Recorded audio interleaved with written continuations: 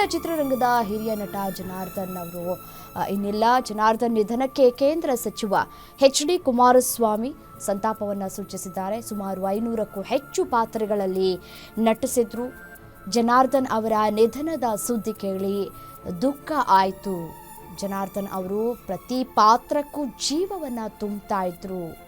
ಪಾತ್ರದ ಮೂಲಕ ಎಲ್ಲರನ್ನ ಸಂಮೋಹನಗೊಳಿಸ್ತಾ ಇದ್ರು ಅಂತ ಹೇಳಿದ್ದಾರೆ. ಅವರ ನಿಧನ ನಮ್ಮ ಚಿತ್ರರಂಗಕ್ಕೆ ಬಹುದೊಡ್ಡ ನಷ್ಟವನ್ನು ಉಂಟು ಮಾಡಿದೆ ಅಂತ ಹೇಳಿ ಎಚ್.ಡಿ. ಕುಮಾರಸ್ವಾಮಿ ತಮ್ಮ ಎಕ್ಸ್ ಖಾತೆಯ ಮೂಲಕ ಸಂತಾಪವನ್ನು ಸೂಚಿಸಿದ್ದಾರೆ. ಶ್ರೀಯುತರ ಆತ್ಮಕ್ಕೆ ಚಿರಶಾಂತಿ ಸಿಗಲಿ ಹಾಗೂ ಅವರ ಕುಟುಂಬಕ್ಕೆ ಈ ಒಂದು ದುಃಖವನ್ನು ಭರಿಸುವಂತಹ ಶಕ್ತಿಯನ್ನು ಭಗವಂತ ಕರುಣಿಸಲಿ ಅಂತ ಹೇಳಿ ಪ್ರಾರ್ಥನೆ ಮಾಡಿಕೊಂಡಿದ್ದಾರೆ.